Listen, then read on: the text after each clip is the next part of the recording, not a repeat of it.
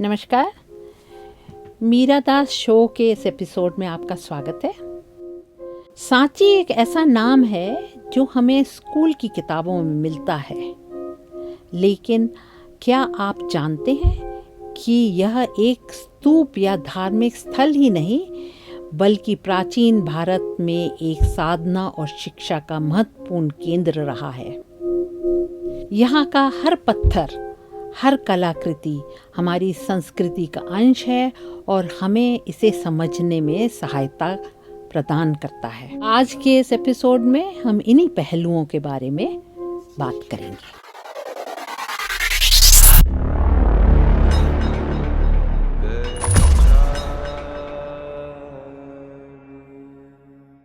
नमस्कार, welcome to the Meera Das show, where I take you through the fascinating cultures of cities, towns and art objects. आपको शायद याद नहीं होगा कि एक समय था जब हमको डायनासोर के बारे में कुछ मालूम नहीं था।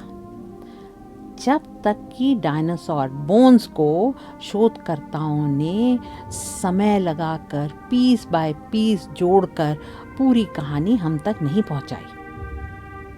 म्यूजियम्स, किताबों, सिनेमा आदि का सहारा लेकर यह ज्ञान हम तक पहुंचाया गया और हमको यह समझाया गया कि इसके पीछे एक बहुत ही सारा डेटा है, बहुत सारा सोच है, बहुत सारी साइंस ज़रूरी होती है। आज हम ऐसे कुछ समझ बढ़ाने वाले मौक़ों और लोगों के बारे में जानेंगे। 19वीं शताब्दी में विधिवत शुरू की गई पुरातात्विक खुदाइयों से दुनिया को इतिहास समझने में बहुत मदद मिली और पुरातात्विक ज्ञान में बहुत विस्तार भी हुआ। इस परिप्रेक्ष्य में इंडियन सबकॉन्टिनेंट में किए गए उत्खनन बहुत उपयोगी साबित हुए और इतिहास को देखने और समझने का नज़रिया बढ़ा और उसकी तह तक जाने का हमको मौका भी मिला। क्रोनोलॉजी एक अहम टर्म ऑफ रेफरेंस बना और समय की परिभाषा को एक नया मोड़ मिला। वैसे तो खजाने की खोज में जुटे लोगों ने हमेशा पुरातात्विक जगहों को खोदा है और उसको तहस नहस भी किया है, लेकिन उससे नए ज्ञान की प्राप्ति तो नहीं हुई। भारत में अलेक्जेंडर कनिंघम, जो कि आर्कियोलॉजिकल सर्वे ऑफ इंडिया के पहले डायरेक्टर जनरल बने, उन्होंने बुद्धिस्ट साइट्स की खोज में जो रुचि दिखाई उससे साइंटिफिक एक्सकवेशंस यानी वैज्ञानिक उत्खनन की शुरुआत हुई। उनके पास 1st सेंचुरी BCE और 6th सेंचुरी CE के बीच जो चीन से भारत बुद्ध धर्म के अनुयायी आए थे उनके रिकॉर्ड्स थे। इन रिकॉर्ड्स में इन ट्रैवलर्स ने अपनी भारत यात्रा का विस्तृत वर्णन किया था। वे किन किन जगह गए, किन शहरों से गुजरे, कितने समय रुके और कब वे चीन वापस पहुँचे, इसकी जानकारी थी। फाहाइन, जो 337 से 422 के बीच आए, ह्यूंगसांग, जो कि 600 से 664 के बीच आए, और यीटिंग, जो कि 637 से 713 CE के बीच आए, उनके रिकॉर्ड्स में भारत के नक्शे, रास्ते, लोग और रास्तों की दिक्कतों का भी वर्णन मिलता है। इस ज्ञान का सहारा लेकर कनिंघम द्वारा पूरे बुद्ध धर्म के स्थान जो कि लुप्त हो चुके थे उनको उजागर करना एक पुरातात्विक सफलता थी। यह एपिसोड इन पुरातात्विक जगहों की खोज, उत्खनन और संरक्षण की कहानी कहता है। खोज के दौरान बहुत कलाकृतियों को पाया गया, एकत्रित किया गया और कलकत्ता, लंदन में स्थित केंसिंगटन म्यूजियम, जो बाद में विक्टोरिया एंड अल्बर्ट म्यूजियम बना, तथा ब्रिटिश म्यूजियम में पहुंचाया गया, जहां उन्हें शोधकर्ताओं ने अध्ययन करना शुरू कर दिया। इस अध्ययन पर बहुत लोगों ने योगदान दिया और एक बहुत बड़ी पुरातात्विक ज्ञान की धारा की शुरुआत हुई। इस पुरातात्विक ज्ञान की धारा में कई ज्ञानों की धाराओं के जुड़ने की संभावनाएं बनी, जैसे कि संस्कृतविद जिनको प्राचीन ग्रंथ उपलब्ध थे और जिनको उनके ज्ञान से परिचय था, ऐसे लोग भी इसके साथ जुड़े। इन संस्कृतविदों को ग्रंथों की सत्यता को परखने का अवसर भी मिला। कनिंघम ने अपनी खोज की विस्तृत रिपोर्ट प्रकाशित की, जिसमें विदिशा में पाए गए बुद्धिस्ट रिमेन्स पर भेलसाटो नामक पुस्तक का यहाँ विस्तार में समझने की हम लोग कोशिश करेंगे। एक और पुस्तक जो FM मैसी के साथ किए गए सांची उत्खनन पर लिखी गई थी और 1892 में प्रकाशित हुई थी, सांची एंड इट्स रिमेन्स पर भी प्रकाश डालेंगे। फ्रेडरिक चार्ल्स मैसी, जिनका दौर जो है 1825 टू 1892 बताया गया है, एक इंग्लिश आर्मी ऑफिसर थे, आर्कियोलॉजिस्ट थे, सर्वेयर और पेंटर भी थे और उन्होंने सांची में पाए गए स्तूपों और अन्य सामग्रियों को नापा और उसको इलस्ट्रेट करके प्रस्तुत किया। मध्य प्रदेश में भोपाल से 50 किलोमीटर दूर स्थित 3री शताब्दी BCE में निर्मित बौद्ध संघ का केंद्र सांची करीब 12 से ज़्यादा शताब्दियों तक विकसित रहा और इस दौरान यहाँ पर कई स्तूप, चैत्य हॉल, मठ और मंदिरों का निर्माण कराया गया। इनकी खोज और संरक्षण में यहाँ के खंडित 4 तोरण द्वारों का संरक्षण एक विशेष महत्व रखता है। इसका कारण उस पर उत्कीर्ण की गई सोफिस्टिकेटेड नरेटिव पैनल्स या जटिल आख्यान कलाकृतियां हैं। बुद्ध के जीवन से जुड़ी घटनाओं और जातक कथाओं का इलस्ट्रेशन है। बगीचों में या जंगलों में दर्शाई गई इन कहानियों में हाथियों, बंदरों आदि की मौजूदगी न केवल इन तोरण द्वार को बल्कि पूरे सांची के संग भूमि को एक अलौकिक, जादुई और चमत्कारिक सौंदर्यता प्रदान करता है। इस सौंदर्यता को पहचानते हुए यूनेस्को ने इसको दुनिया के महत्वपूर्ण स्थलों में वर्ल्ड हेरिटेज साइट में शामिल किया है। इन तोरण द्वार की कलाकृतियों में महलों, शहरों, नदी के तट पर अपनी दिनचर्या में व्यस्त निवासियों के बीच बुद्ध के चमत्कारों का वर्णन है या बोधिसत्वों के उपदेशात्मक कार्यों की कलाकृतियां भी हैं, पर इसमें बुद्ध को प्रतीकात्मक चिन्हों यानी सिंबॉलिक रिप्रेजेंटेशन द्वारा दर्शाया गया है। उनके जीवन के पड़ाव के अनुसार पेड़ या बुद्धपाद अथवा केश को दिखाया गया है। इसको समय को जोड़कर कहानी के रूप में दिखाने का यह अनोखा और प्रभावी प्रयोग है। यह प्रयोग 1st सेंचुरी CE के इलस्ट्रेशंस को एक किताब की तरह पढ़ने में हमारी मदद करता है। बौद्ध संघ की सांची के पहाड़ पर स्थापना का उद्देश्य बुद्ध के सम्मान में बौद्धिक सिद्धांतों का अनुसरण करना एवं धर्म की रक्षा करना रहा होगा, जैसा कि बुद्ध धर्म के त्रिरत्न सिद्धांतिक ग्रंथों में लिखा है। बुद्धं शरणं गच्छामि, धम्मं शरणं गच्छामि, संघं शरणं गच्छामि। धातु या रेलिक्स इस संस्था का सबसे महत्वपूर्ण अंग था और उनका यहाँ होना संघ को उद्देश्य और प्रोत्साहन देना रहा होगा। इस बात का अंदाज़ा इस बात से लगाया जा सकता है कि रेलिक्स को पत्थर के बक्से में, एक स्टोन बॉक्स में रखा जाता था, जिसके अंदर स्फटिक यानी रॉक क्रिस्टल, स्टिएटाइट्स, अर्दनवेयर मिट्टी की रेलिक्वरी कास्केट्स या धातु पात्र रखे जाते थे। सांची में की गई खुदाई से प्राप्त धातु पात्रों में महत्वपूर्ण है जानना कि स्तूप 1 से कुछ नहीं मिला था, लेकिन स्तूप 3 से सारिपुत्र और मोगलियान के धातु पात्र मिले थे। इनमें उनके नाम लिखे हुए थे। धातु पात्रों में हमेशा नाम उत्कीर्ण मिलते हैं, जिससे हमको ये धातु की पहचान मिलती है।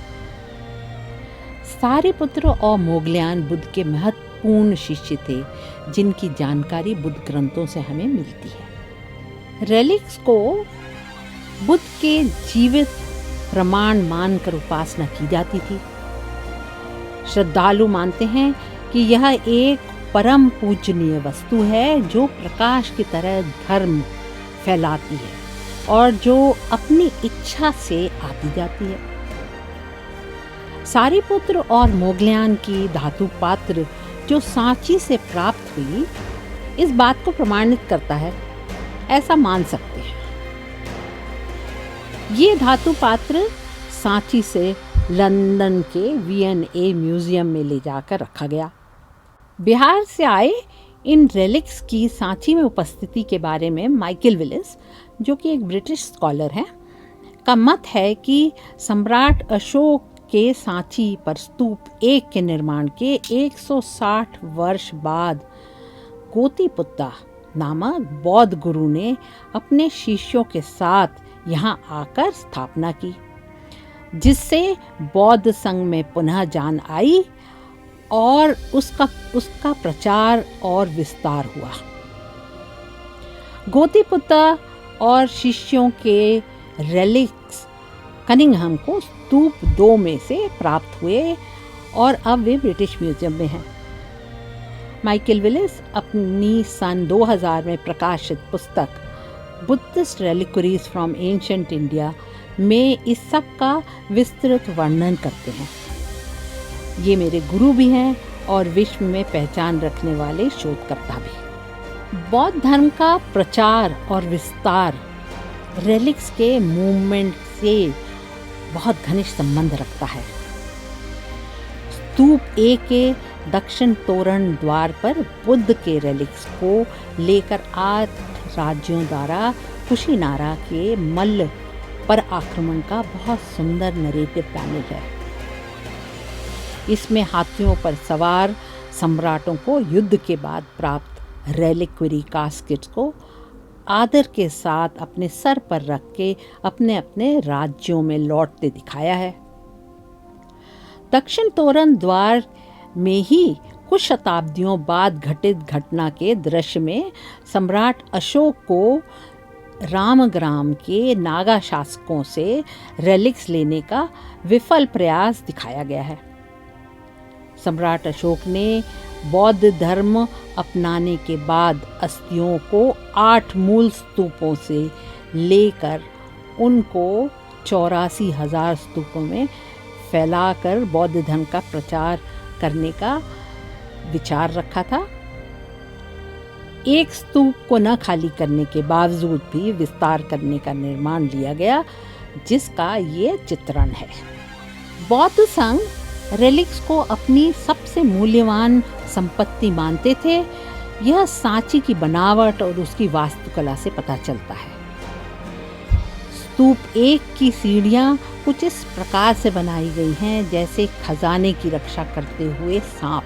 2 तरफ से चढ़ते हुए इन सीढ़ी की मदद से हम गैलरी पर पहुंचते हैं और स्तूप की परिक्रमा कर सकते हैं।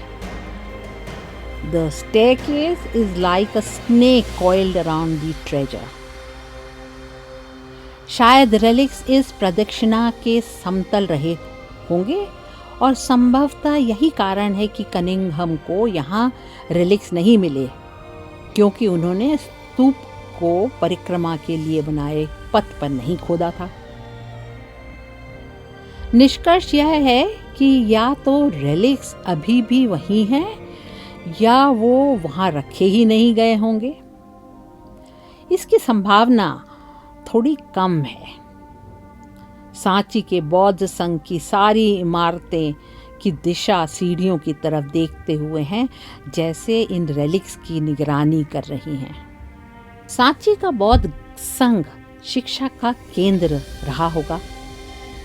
यहाँ पूजा अर्चना और ग्रंथों का अध्ययन किया जाता रहा होगा। यद्यपि खुदाई में यहाँ से कोई ग्रंथ नहीं प्राप्त हुआ है। जूलिया शॉ की पुस्तक सन 2007 में प्रकाशित Buddhist landscape in central India में वो 16 ऐसे बांधों का जिक्र करती हैं जो विदिशा के बौद्ध संघों के पास बनाए गए हैं और शायद बौद्ध भिक्षुओं की देखरेख में ही बने होंगे।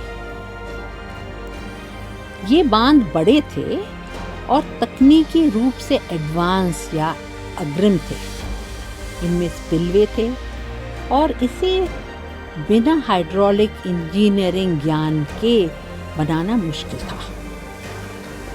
इतने बड़े बांधों का निर्माण सिंचाई के उद्देश्य से किया गया होगा, परंतु इससे संघ को क्या लाभ रहा होगा, इसे समझना जरूरी है। शॉ का मत है कि समाज को चावल की पैदावार बढ़ाने में इससे लाभ मिलता रहा होगा। उससे बौद्ध संघ के संबंध पुख्ता हुए लोगों के साथ और दान में भी वृद्धि हुई होगी। सांची की खुदाई में बहुत से शिलालेख मिले जिसमें दान का उल्लेख मिलता है। कभी दानदाता का नाम और कभी उसके गांव का नाम भी मिलता है। ब्राह्मी लिपि के शिलालेखों में कभी संस्कृत भाषा का और कभी पाली भाषा का प्रयोग किया गया है। यह ब्राह्मी लिपि का शुरुआती समय है जिससे की जानकारी संघ के बौद्ध भिक्षुओं से मिलना अहमियत रखता है। स्तूप 1 के दक्षिण तोरण द्वार पर एक शिलालेख विदिशा के दंतकारों का भी उल्लेख करता है। सांची के बौद्ध संघ ट्रॉपिक ऑफ कैंसर पर स्थित था और भौगोलिक विज्ञान का केंद्र था, जैसा कमलेश्वर राव अपने लेख history of astronomy with Buddhist stupas of Sanchi में लिखते हैं। यह लेख Bulletin of Astronomical Society of India के 1992 में छापा गया था, जिसमें वे सांची के स्तूप 1 को भारत का सबसे प्राचीन भूगोल शास्त्र से और कॉस्मोलॉजी बेस्ड यानी ब्रह्मांड विज्ञान से प्रेरित स्मारक मानते हैं। स्तूप 1 का गोल आधार और अंडाकार ऊंचाई उसको गर्भ का आकार प्रदान करती है, जिसमें बुद्ध का शरीर निर्वाण अवस्था में जागृत और धर्म की रक्षा करता हुआ माना जाता है।